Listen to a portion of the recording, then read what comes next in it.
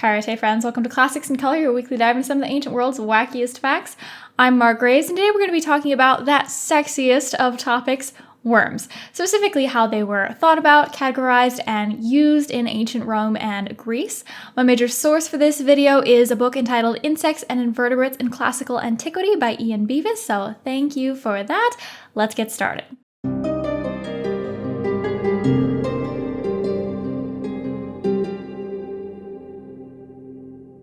In the modern world, we've got tons of scientists running around very passionately, trying to fit everything into as specific subcategories as they possibly can, and defining everything very, very carefully.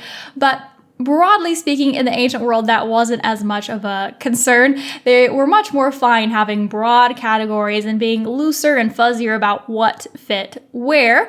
And so today we're talking about worms, but we're also going to throw in there centipedes and millipedes and leeches and eels and all kinds of other things that they would have thrown into the worm-like stuff category.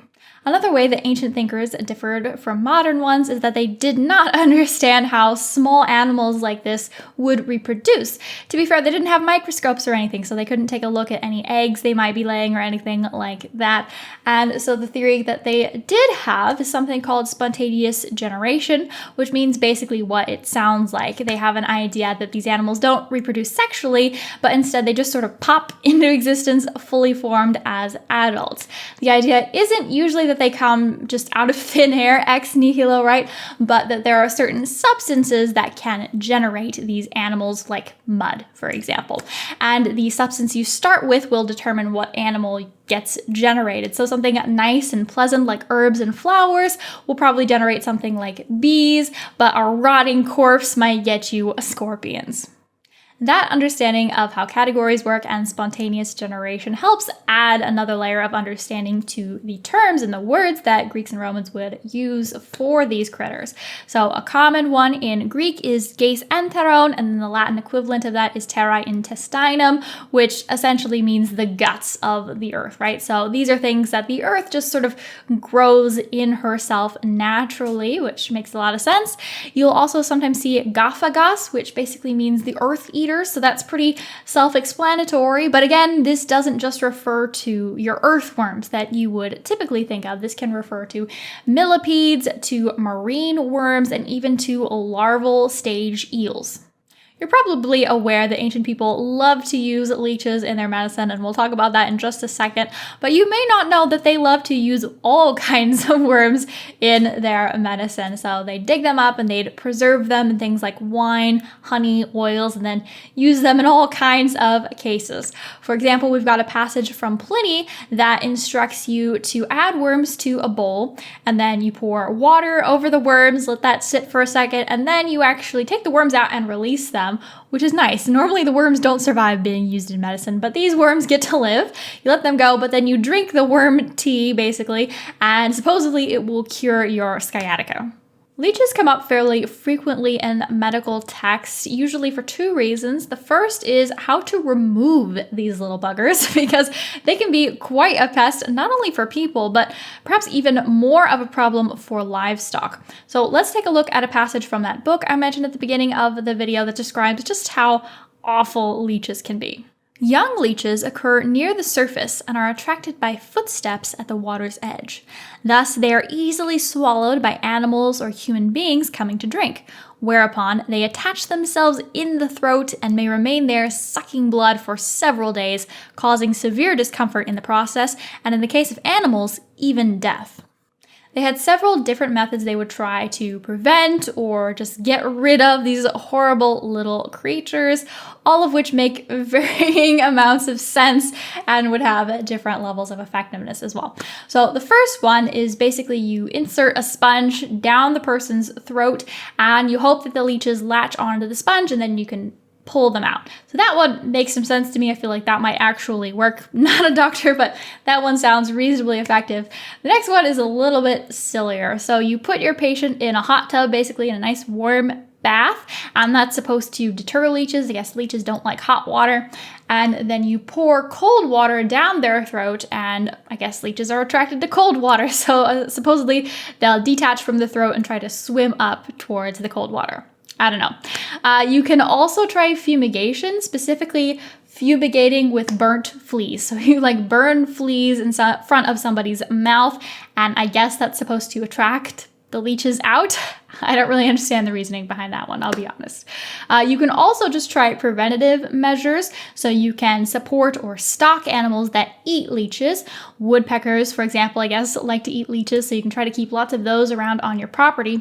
And following off of that reasoning, you can apparently use woodpecker bills as amulets to prevent leeches.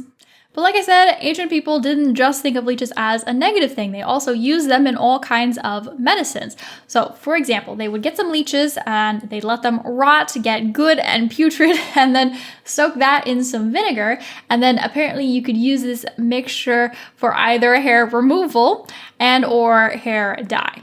Of course, the most famous medical use of leeches is for drawing blood, and many medical writers in the ancient world recommend that you keep your own personal stash so that you have them on hand whenever you need them. And also the idea is that through multiple uses, your leeches will get trained or at least acclimated to the particular behaviors that you want from them. So before you apply leeches, you want to clean the area and then smear it with blood, I guess, to attract them and to get them to latch.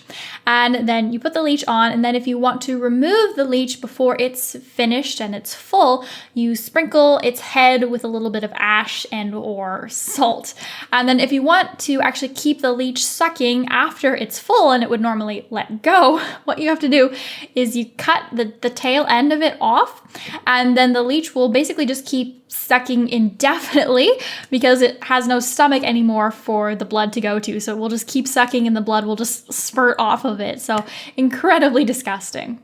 Let's actually take a look at some stories from the ancient world that describe some incredible worm-like creatures or behaviors of worm-like creatures that are just outstanding and bizarre. We're going to start off with an example from Strabo. This passage describes some nightmarish monstrosity that Ian thinks might be inspired by lampreys. And they say that in a certain river are found leeches 7 cubits long, with gills pierced through with holes through which they breathe.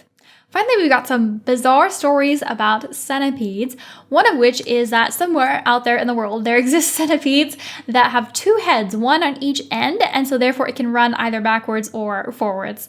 I don't know what inspired that or what the origin of that story was, but that's very weird. They also thought that centipedes were incredibly venomous and that the only way to not die if you were bitten by a centipede was to pee on it, basically, to use urine. So it's kind of a weird precursor to the modern urban legend that you have to pee on jellyfish stings. And finally, we're going to take a look at a quote from Aelian, who's an animal encyclopedist of sorts, who describes some really weird behavior of some centipedes. And they say that the inhabitants of Roteum were driven out by centipedes, so great was the multitude that invaded them. So Roteum is an ancient Greek city that apparently at one point was overrun by these poisonous centipedes. And Ian does actually say that in the modern world, we have observed some mass migrations of things like centipedes, millipedes, and woodlice, which is terrifying. And I hope never to see in my life, but that could be the origin for this story. Thank you so much for checking out this video. Special thank you as always to subscribers and to Patreon members, and I hope to see all of you again next week. Hαίrete.